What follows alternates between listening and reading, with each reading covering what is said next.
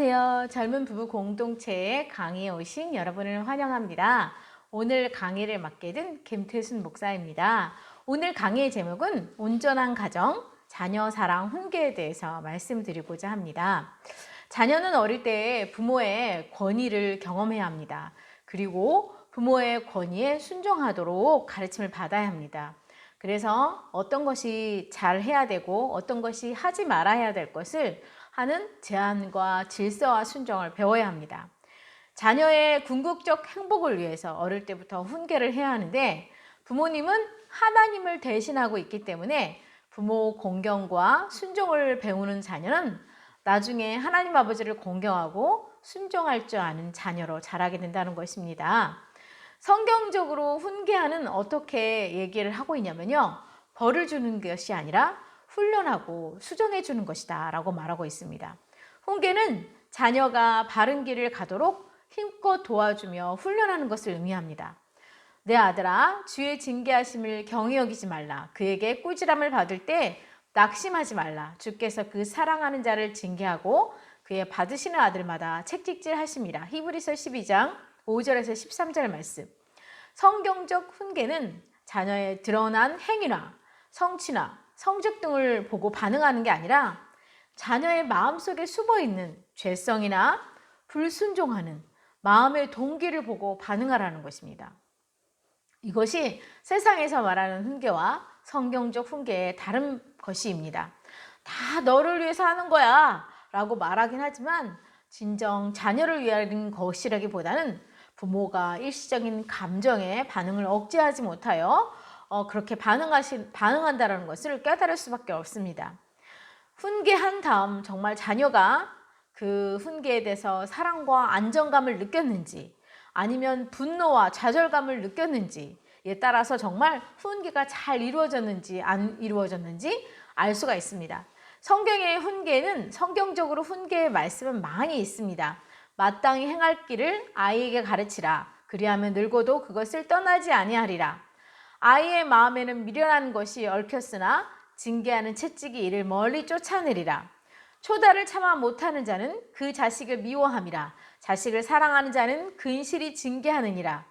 아이를 훈계하지 아니치 말라. 채찍으로 그를 때릴지라도 죽지 아니하리라. 그를 채찍으로 때리면 그 영혼을 음부에서 구원하리라. 내 자식을 징계하라. 그러면 그가 너를 평안하게 하겠고 또 내 마음에 기쁨을 주리라. 채찍과 꾸지람이 지혜를 주거늘 임의로 하게 내버려두면 그 자식은 어미를 욕되게 하느니라. 내가 그 집을 영영토록 심판한다고 그에게 이른 것은 그의 아는 죄악을 인함이니 그가 자기 아들들이 저주를 자청하되 금하지 아니하였습니다. 이런 많은 내용들이 훈계의 말씀은 들어 있습니다. 나는 어떤 부모일까요? 사랑 없는 훈계는 자녀에게 상처와 분노를 가져다 주고 또 훈계 없는 사랑은 자녀를 오히려 그릇된 길로 가도록 인도하고 자녀를 망치게 됩니다. 사랑과 훈계가 잘 이루어져야 합니다. 그렇다면 여러분은 어떤 사랑을 주고 있습니까? 유기된 환경을 해주시는 부모님들도 있습니다. 부모가 사랑해도 훈계 전혀 주지 못해서 부모 역할을 하지 못하는 것입니다. 부모가 전혀 자녀를 돌보지 않고 올바르게 훈계 받는 친구들을 오히려 부러워할 정도입니다.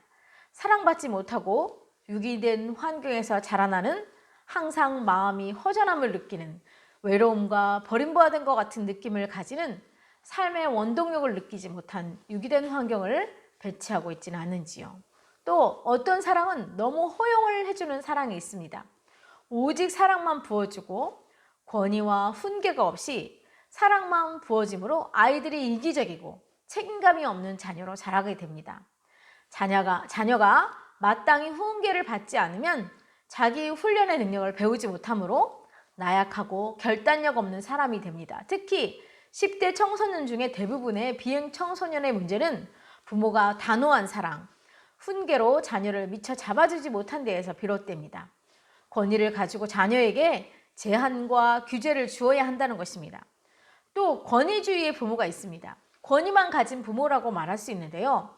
부모가 자녀에게 따스한 사랑과 격려는 주지 않고 주로 야단치고 혼내고 무서운 태도만 보이는 것입니다. 이런 부모 밑에서 자란 아이는 위축이 되고 두려움이 많고 자신감이 없으며 열등감과 함께 분노를 품습니다.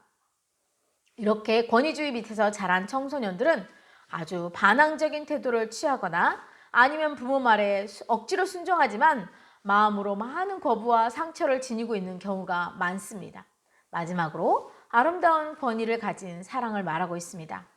따스한 사랑을 표현하고 전달하고 때로는 단호한 권위로 안 된다는 것은 안 된다고 바르게 잡아서 훈계하는 태도입니다. 우리가 하나님께 복종하는 것은 사랑과 공의를 함께 지니신 하나님의 아름다운 권위 때문입니다. 부모도 이와 같이 아름다운 권위로 자녀를 양육해야 합니다. 그렇다면 훈계할 때 우리가 어떻게 아이에게 해야 할까요? 그 주의점에 대해서 한번 보겠습니다. 자녀를 혼내거나 잘못했을 때 응징하는 것을 훈계라고 생각하시는 경우가 많은데요. 성경에서 말씀하는 훈계는 과거의 잘못에 대한 처벌이 아닙니다. 오히려 잘못을 수정해 주는 것이고 인도해 주는 것이고 혹은 훈련한다는 뜻을 가지고 있습니다. 사랑하기 때문에 그들을 바로 잡아주는 것이고 그리고 미래의 지향적인 의미에서 그들을 가르치며 훈련시키는 모든 과정이 성경적 자녀 훈계인 것입니다. 마치 주께서 그 사랑하는 자를 징계하시고 그의 받으시는 아들마다 책찍질 하시님이라 라는 말과 같이 우리 자녀도 사랑하기에 때로는 하나님께 부여하신 부모의 권위로 엄격한 가르침으로 그들을 바로 잡아 주어야 합니다. 그래서 빠르고 효과적인 훈계를 위해서는 주의할 점이 여러 가지 있습니다. 평소에 조건 없는 사랑이 충분히 전달되었는가를 보아야 합니다. 훈계에 앞서, 아이를 혼내기에 앞서 아이를 향한 따뜻한 사랑이 평소에 충분히 전달되었는지를 보아야 합니다. 조건 없는 사랑, 용납, 그리고 그대로 풍성한 사랑을 주었는지, 그것이 전달되었는지를 알아야 합니다. 아이는 훈계가 성공적으로 이루어지려면 따뜻한 사랑의 확인이 그 무엇보다도 중요합니다. 왜냐하면 부모가 아이를 훈계했을 때 부모가 나를 미워하기 때문에 그것 때문에 아이들이 거부와 배척으로 받게 되기 때문입니다. 그래서 부모는 항상 우리 자녀에게 너를 너무 사랑해. 그렇지만 네가 잘못되는 것을 원치 않기 때문에 너를 훈계하는 거야 라는 것으로 분명히 전달되도록 해야 합니다. 그리고 자녀에게 마음의 상처를 많이 주게 됩니다. 부모가 자녀를 야단칠 때 훈계를 받는 자녀의 마음속에는 잘못된 생각에 빠지는 경우가 많이 있습니다. 이를테면 엄마 아빠는 나를 싫어하는구나. 나에게 왜 이렇게 자꾸 잘못을 저지르는 것일까? 나는 형편없는 아이야. 나 같은 애는 언젠가 나쁜 벌을 받고 말 거야. 그런 왜곡된 생각을 하는데요. 훈계할 때 자녀에게 지나친 죄의식이나 낮은 자존감의 상처가 생기지 않도록 훈계는 벌이 아니라 행동 교정임을 기억해야 된다는 것입니다. 자녀를 훈계할 때 어떠한 일이 있어도 벌 받는 느낌으로 느껴지지 않고 오히려 부모의 사랑으로 느껴지도록 해야 된다는 것입니다. 잘못은 다루되 자녀를 용납하고 사랑하는, 존중하는 감정은 있어야 합니다. 진정한 훈계는 잘못된 행동을 저지르는 자녀를 거부하는 것이 아니라 잘못된 행동을 수정해 주는 것이 목표입니다. 예를 들어서 거짓말하는 자녀가 있습니다. 엄마 아빠는 여전히 너를 사랑하지만 거짓말하는 것은 옳지 않아 하는 자세를 가져야 합니다. 거짓말하는 너는 아주 나쁘단다. 너는 거짓말쟁이지? 하면서 나쁜 메시지가 전달되는 것이 아니라 설사 내가 나쁜 짓을 저질러도 내 존재는 거부되지 않는 그런 여전히 사랑받고 존중된다는 것을 보여줘야 됩니다. 그래서 훈계를 할 때 아이의 인격을 다루지 말고 잘못을 다뤄야 합니다. 어떤 것이 잘못되었는지를 다루지 너의 마음이 항상 그래. 너는 이런 식의 마음을 가지고 있어. 하면서 아이의 인격을 다루는 것은 좋지 않은 방법입니다. 그리고 또 자녀를 훈계할 때 부부가 한 뜻인가를 보아야 합니다. 엄마 아빠가 불일치를 보일 때 엄마가 아이를 감싸고 돌면 당신은 뭘 잘했다고 아이한테 그러는 거야? 하면서 서로 엄마 아빠는 눈치를 보게 되겠죠. 그러면 아이들은 훈계에 대해서 혼돈의 메시지를 가지게 됩니다. 그리고 부모님의 권위도 잊어버리게 되는 것이죠. 그래서 아이가 잘못할 때는 행동에 대해서는 사전에 부부끼리 서로 대화가 필요합니다. 그래서 이 문제를 훈계에서 다룰 것인지 결정을 해야 합니다. 그리고 그 다른 한쪽 부모가 훈계를 할 때는 한 마음으로 그것을 지켜보아야 한다는 것입니다. 부모가 한 마음과 한 뜻으로 훈계하는 것이 훈계의 효과도 높이고 자녀에게 안정감도 준다는 것입니다. 그리고 평소에 부모의 말에 신실성과 일관성이 있어야 합니다. 부모의 말을 가볍게 여기는 상태에서 훈계는 전혀 소용이 없습니다. 자녀에게 협박 같은 것을 말하지 말아야 합니다. 망태기 할아버지가 잡아간다. 주사 꾹 놓는다. 경비 아저씨 우리 좀 잡아가세요. 너 그렇게 울면 여기 놓고 갈 거야. 다시 데리고 안 다니다. 이런 지키지도 못할 협박이나 금물은 자녀가 믿지도 않을 뿐더러 부모의 권위만 떨어뜨립니다. 그리고 부모가 안 된다고 말하면 반드시 안 되어야 합니다. 슈퍼마켓에서 자녀가 엄마 이거 사주세요 말했는데 엄마가 안 된다 무심코 말했다면 끝까지 안 돼야 된다는 것입니다. 자녀가 처음에는 안 된다고 했다가 자녀가 계속 저러면 안 돼. 아유 그래 돼. 할 수 없이 양보하면 자녀는 부모가 내가 하기 나름이라는 생각을 품으면서 부모의 말을 흘려들었습니다. 평소에 신실성이 없으면 막상 엄하게 훈련을 해야 할 때 성과를 기대하기 어렵다는 것입니다. 그리고 평소에 우리 자녀의 장점을 아주 강화시켜주고 격려하고 있는지 보아야 합니다. 훈계의 궁극적인 목표는 아이들을 자녀의 행동의 수정과 바른 성품을 키워주는 것입니다. 그래서 잘하고 있는 장점을 찾아서 구체적으로 칭찬하고 격려하는 것이 역시 훈계의 한 과정입니다. 우리 자녀에게는 하나님이 주신 은사와 장점이 있습니다. 그리고 약점도 있습니다. 누구나 장점과 약점이 다 있는데 장점이 개발되려면 격려하는 분위기 속에서 용기를 얻으면 장점은 개발되고 성장됩니다. 우리 자녀들이 부정적인 측면은 직시하면서 고쳐주도록 훈계해야 하지만 또 효과적인 칭찬이 부정적 행동을 야단치는 것보다 훨씬 효과가 크다는 것을 알아야 됩니다. 그래서 칭찬을 받으면 좋은 행동은 더 강화되고 나쁜 행동은 어느새 줄어들게 됩니다. 평소에 칭찬과 격려를 잘 사용해서 좋은 훈계를 만들어 가시기 바랍니다. 그리고 우리 자녀들은 모든 자녀들이 다 다릅니다. 그리고 다양하게 서로 창조되었고 가진 능력도 다르기 때문에 어떤 자녀는 혼자서 사색하는 걸 좋아하고 어떤 자녀는 활동적이며 사교적일 수도 있습니다. 우리 자녀가 부모의 기질과 능력을 알아야 할 필요가 있습니다. 자녀가 동일한 잘못을 자꾸 되풀이하는 경우 그 잘못이 고의인지 아니면 게으름인지 능력의 부족인지 아니면 성격적으로 그것을 하기 힘든 것인지를 잘 살펴보아야 합니다. 아이에게는 성과 위주의 기준이 아닌가 보아야 합니다. 모든 평가가 성과에 의해서 판단되고 있습니다. 그래서 심지어는 학교에서 받아쓰기 결과를 가져온 자녀에게 틀린 수찬만큼 매를 때리는 부모의 이야기를 들은 적도 있는데요. 받아쓰기는 글을 배우기 위한 과정인데 어려서부터 노력에 대한 격려는 없고 실수에 대한 두려움과 좌절을 심어주면 더욱 위축감을 느끼게 됩니다. 우리 하나님께서는 드러난 성과에 대해서 별 관심이 없으신 분입니다. 그는 우리 중심을 보시고 우리를 사랑하시는 아버지이십니다. 하나님이 나를 살피사 내 마음을 아시며 나를 시험하사 내 뜻을 아옵소서. 이런 시편의 기자처럼 마음의 동기를 다스리는 훈계가 되어야 합니다. 부모님께서는 조급한 마음을 버리고 자녀의 마음의 그 동기와 그리고 어떻게 우리 자녀가 과정이 정직하고 성실할 수 있도록 훈계해야 합니다. 그리고 성실한 과정을 하나님께서 축복하신다는 것을 가르쳐야 되겠습니다. 또 다른 형제나 사람들에게 비교하여 자녀를 양육하는 것입니다. 자녀를 훈계할 때 다른 형제 앞에서 하거나 혹은 그들과 비교하여 훈계할 경우 그 자녀는 자존심이 상하게 됩니다.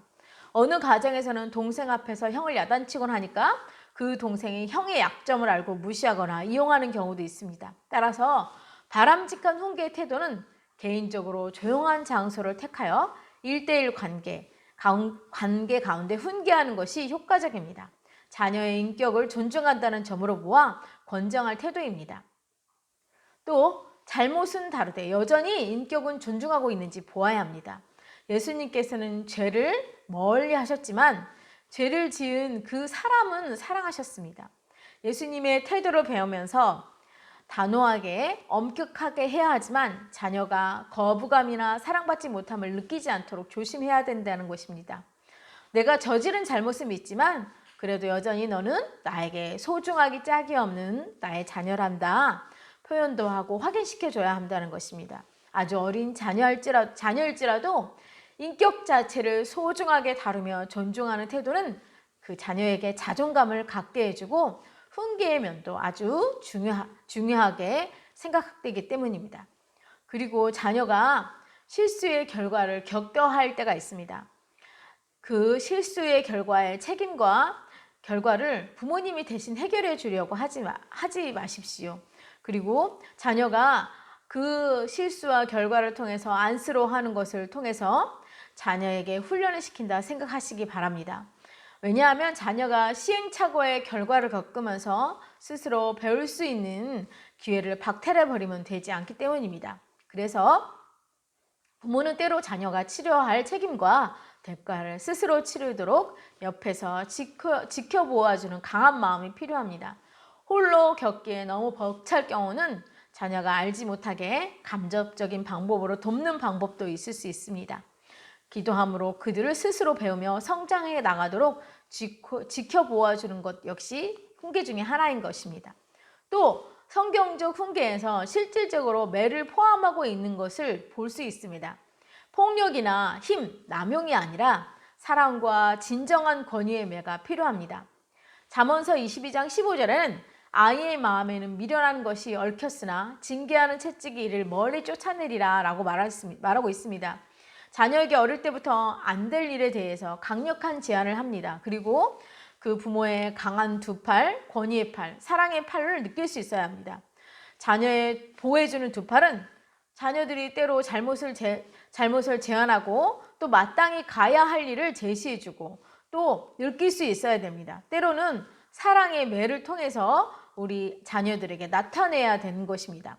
아무 때나 또 사용해서 남용되어서는 안 됩니다. 어릴 때부터 아이에게 정말 사랑의 매인가를 알아야 된다는 것입니다. 자녀는 아직 옳고 그름이 무엇인지 분별하지 못할 수도 있습니다. 그래서 논리적으로 설명한다고 이해가 떨어지기 때문에 그것을 알 수도 없습니다. 또 바람직한 행동에 대해서 따끔하게 처벌함으로써 자녀에게 분별력을 길러줄 수도 있습니다. 매를 통해서 자녀가 부모의 권위에 대해서 순종하고 재앙과 질서를 배우게 됩니다. 또 때로는 효과적인 훈계를 위해서 시기에 적절하게 사용할 수 있습니다. 만약에 아주 어릴 때는 매를 사용하도 효과가 있을 수 있지만 성장한 후에는 이 매가 사용하지 않아도 됩니다. 왜냐하면 자녀와 말이 통하고 분별을 가지고 있을 수 있기 때문입니다. 그리고 부모가 이 자녀에게 매를 댈 때 감정 폭발을 피하기 위해서는 이 매가 필요할 수도 있습니다. 몸으로 하지 않고 매를 아이가 가지러 가는 동안 생각할 수 있는 시간을 얻을 수도 있고 또 충동적으로 손을 가지고 때리거나 이런 것들을 피할 수 있고 사랑의 매를 가지고 준비하는 동안 기도할 수도 있고 또 자녀의 유익을 위해서 하는 훈계인지 공정한 훈계인지 하나님께도 여쭤볼 수 있는 시간을 가질 수 있기 때문입니다. 그래서 우리 이 사랑의 매도 중요합니다. 이 사랑의 매와 이 모든 훈련의 궁극적인 목표는 자기 훈련입니다. 어린 시절의 습관이 평생을 따라가기 때문에 우리 자녀가 자기 행동에 대해서 책임지는 법을 배워야 합니다. 그리고 행동과 선택에 따른 결과와 교훈을 경험하도록 해야 되는데 노는데 정신이 팔려서 밥을 안 먹겠다고 했으면 배고픔을 겪도록 하고 추운데 옷을 안 입고 나가겠다고 했으면 추위를 겪도록 해야 합니다.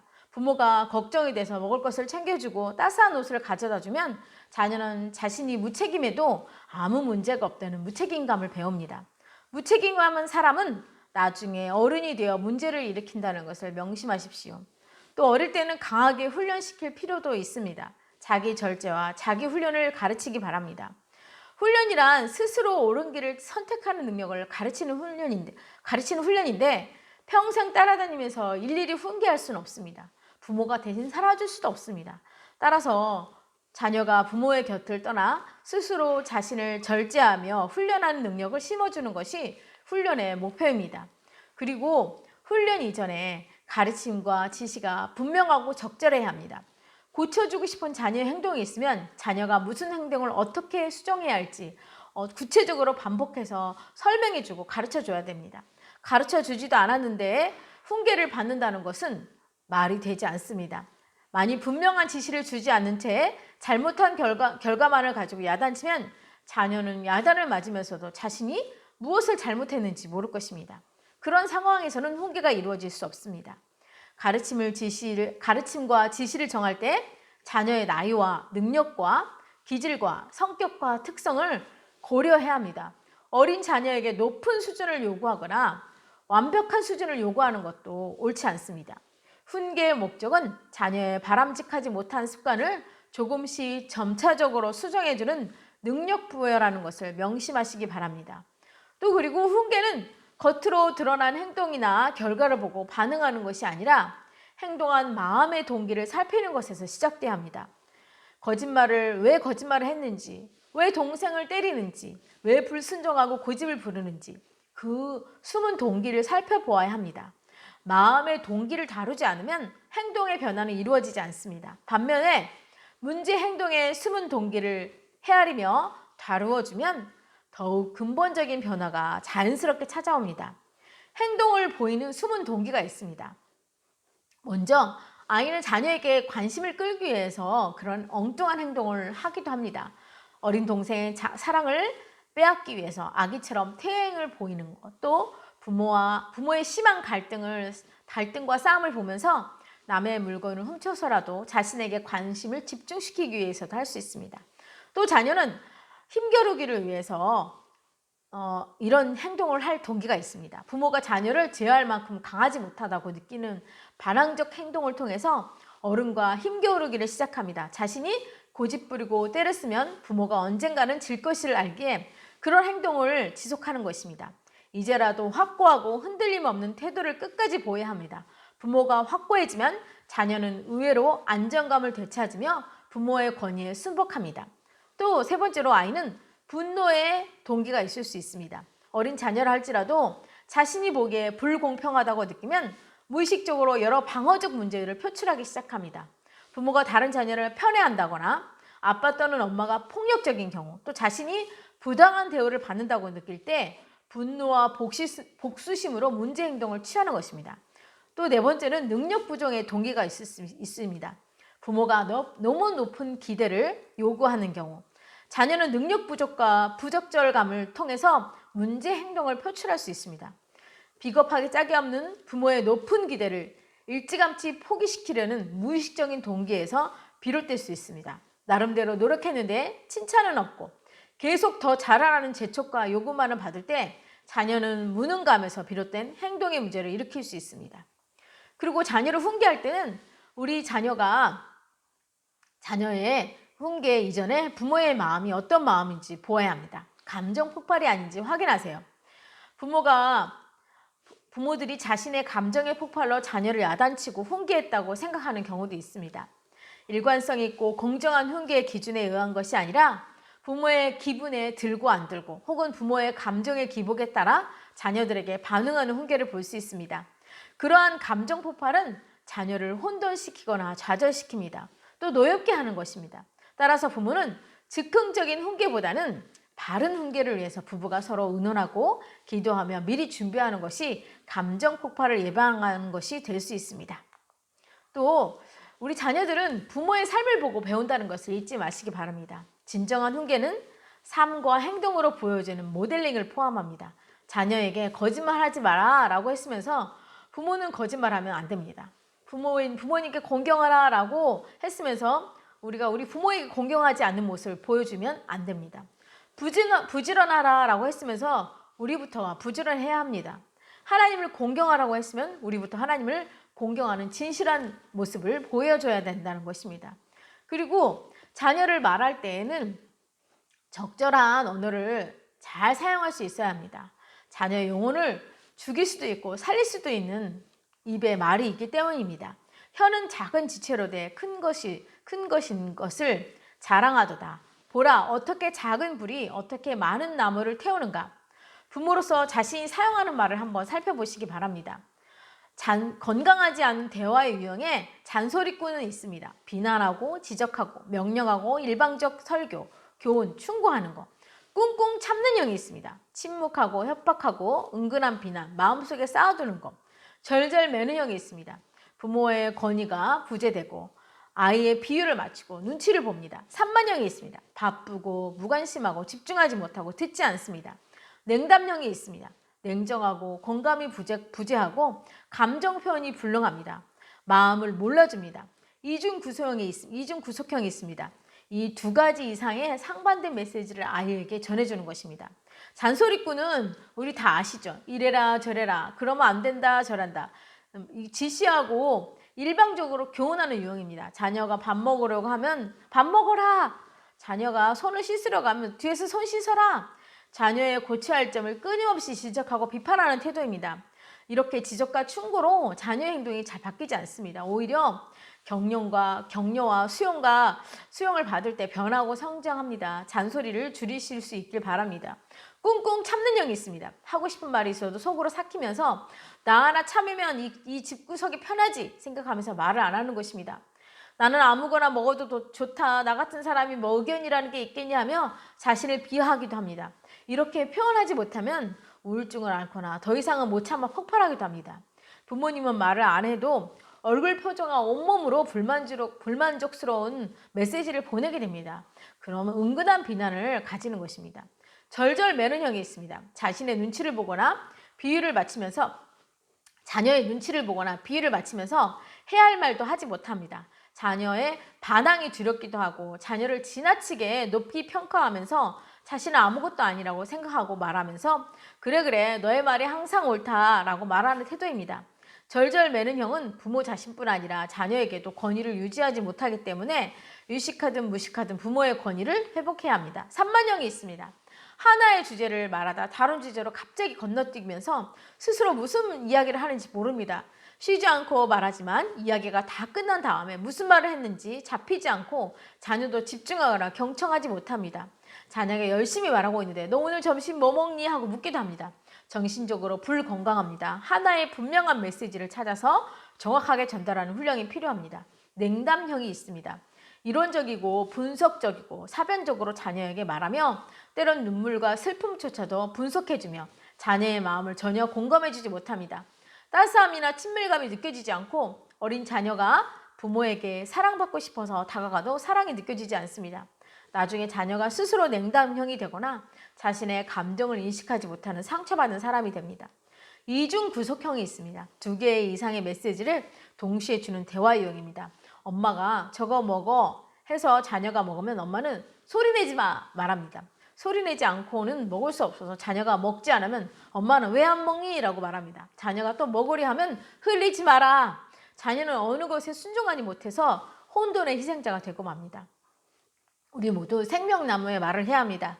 자신의 생각이나 의견을 정확하게 표현하고 빙빙 돌려서 말하고 모호한 메시지를 말하지 않습니다. 침묵을 대화의 수단으로 사용하지 않습니다. 마음과 말이 일치합니다. 정직합니다. 솔직합니다. 복잡하지 않습니다. 강요나 조정이 없습니다. 나의 인격과 자녀의 인격을 존중합니다. 중간중간에 생각하는 여유와 쉼이 있는 공간이 있습니다. 따스함이 전달됩니다. 건강한 유머와 웃음이 있습니다. 그리고 우리 자녀에게 선악과의 말을 할 수도 있습니다. 잘못을 지적하고 비난한 것은 사실 매우 쉽기 때문에 잘한 것을 칭찬하기보다는 못하는 것을 찾아서 지적하는 것이 훨씬 우리에게는 익숙합니다. 자녀를 비난하고 잘못을 지적하지 지적하고 비난을 받고 자란 자녀는 자신과 타인 모두를 비난하는 자녀로 성장합니다. 이미 잘하고 있는 것을 찾아서 마음껏 칭찬하고 격려해 주십시오. 자녀의 옳고 그름을 따지거나 비난하고 지적하고 죄책감을 주고 서로 방어하고 정죄를 주고 두려움과 형벌이 있고 상처와 쓴뿌리를 주지 말아야 합니다. 축복의 말을 하십시오. 감사의 말을 하십시오. 너는 잘 될 거야. 너만 보면 행복하다. 하나님도 얼마나 너를 기뻐하실지. 너는 잘 될 거야. 이렇게 하나님과 사람에게 기쁨을 주는 사람이구나 라고 말하는 이런 말을 하시기 바랍니다. 그리고 자녀에게 비난을 하지 않고 나를 전달하는 법을 배우시면 좋을 것 같습니다. 자녀를 비난하거나 야단치지 않음으로써 부모의 감정과 생각을 효과적으로 전달하는 방법입니다. 자녀의 인격을 존중하면서 부모의 마음을 전달하는 것입니다. 늘 꿈지럭거리는 자녀가 있습니다. 너 전달법, 자기 마음대로 할 때 너 왜 그 모양이니? 맨날 꾸물럭거리고 있으니까 내가 답답해 죽겠다. 그럴 때 자녀의 마음은 부모님이 날 무능하다고 생각하고 비난하는구나 이렇게 생각합니다. 그럼 나 전달법을 할 때는 어떻게 될까요? 다른 할 일이 많을 텐데 숙제가 늦어서 걱정이 되는구나. 자녀의 마음은 어떨까요? 할 일이 늦어져서 나를 위해 걱정하시는구나. 서둘러 봐야지. 또 지갑을 잃어버린 자녀에게 너 전달법은 어떻게 될까요? 너는 매사에 왜 그 모양이니? 한두 번이 아니잖아. 어쩔래? 응? 자녀의 마음은 또 잔소리구나. 화가 난다. 치사하다. 나는 정말 구제불능이야. 이렇게 느낍니다. 그러면 나 전달법은 어떻게 될까요? 아이고 어쩌나 어디서 잃어버렸을까? 마음이 속상했겠구나. 엄마 아빠도 속상한데 그렇지만 그럴 수도 있지 뭐. 이런 마음입니다. 그러면 자녀의 마음은 지갑이나 돈보다 나를 더 염려하시는구나. 좀 더 조심해야 되겠다. 이렇게 자녀가 느끼는 것입니다. 나 전달에 칭찬이나 감사와 같은 부모의 감정을 전달하면 자녀 스스로 행동 변화를 일으킵니다. 자녀가 설거지를 도와줬을 때 나 전달법은 네가 오늘 엄마 설거지를 도와주니까 엄마가 일이 빨리 끝날 수 있어서 기분이 정말 좋아. 고마워. 이렇게 했을 때 자녀의 마음은 앞으로 엄마를 더 도와드려야지 이런 마음이 들 것입니다. 자녀가 학교에서 일찍 집에 돌아왔을 때 나 전달법은 우리 아들이 학교에서 일찍 돌아와 있으니까 엄마의 마음이 기쁘고 뿌듯하네. 자녀의 마음은 내 존재가 엄마를 행복하게 하는구나. 앞으로 더 일찍 돌아와야지. 이렇게 해야 된다는 것입니다. 자녀와 부모의 마음이 격할 때가 있습니다. 둘 다 흥분을 하고 감정적으로 폭발을 할 때는 어떻게 할까요? 차근차근 부모의 감정을 전달할 필요가 있습니다. 비난이나 과장은 금물입니다. 그리고 나 전달법을 사용해서 말씀하실 수 있길 바랍니다. 자녀가 상처받을 수 있는 여러 상황이 많이 있습니다. 이 상황이 있을 때 여러분들 모두 그것을 조심하여서 자녀가 상처받지 않도록 좋은 말을 해주면 참 좋을 것 같습니다. 부모님이 이렇게 감정적으로 흥분해 있을 때는 자신 초감정이라고 말하는데요. 자신의 감정에 대한 감정을 인식할 수 있어야 합니다. 그래서 복잡하게 얽혀진 감정의 태도가 있습니다. 그 감정의 태도는 성장기의 경험과 기억과 가르침이 자신도 모르게 자신한테 형성되어 있기 때문입니다. 순간의 초감정이 될 때 대처하는 법이 있습니다. 감정이 올라가고 자신도 모르게 흥분에 대해 있어서 절제하기가 어려울 때 그 심장에 뛰는 모습이 많이 다릅니다. 스트레스를 받거나 분노와 슬픔을 느낄 때는 심장이 엄청나게 요동을 쳐서 불규칙한 걸 볼 수 있습니다. 마음이 편하고 차분할 때 심장은 굉장히 균일하면서 아주 편안한 상태입니다. 그렇다면 우리가 이렇게 스트레스와 이런 어려운 상황과 감정이 높이 올라갈 때는 심장 집중 호흡을 하면 많이 편안해진다고 말하고 있거든요. 그래서 5초 동안 숨을 들이마십니다. 그리고 5초 동안 내쉽니다. 이것을 3번만 해도 자신의 감정을 절제하게 되고 차분하게 되는 것입니다. 그래서 한번 같이 해볼까요? 5초 동안 숨을 들이마시고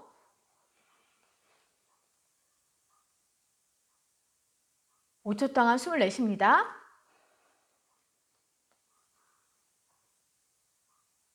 다시 5초 동안 숨을 들이마시고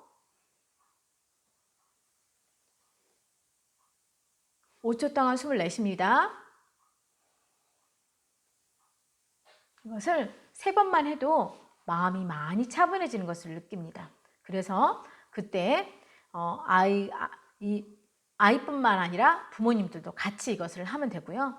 그래서 부모와 아이가 차분해지고 이때 감정을 잘 수용하고 조율할 수 있게 됩니다. 그래요. 우리 부모님들이 우리 자녀의 마음을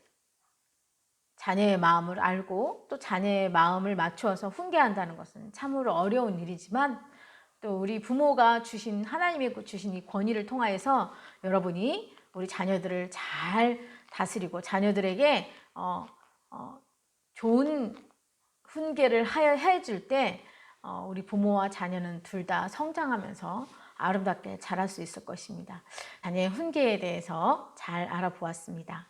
훈계의 궁극적인 목표는 자기 훈련이라고 말하고 있습니다. 자녀가 하나님이 주신 권위를 가지고 부모님이 자녀에게 마땅한 훈계를 하였을 때 자녀가 자기 절제와 훈련을 통하여 또 성장하는 좋은 자녀로 자랄 수 있을 것이라고 봅니다.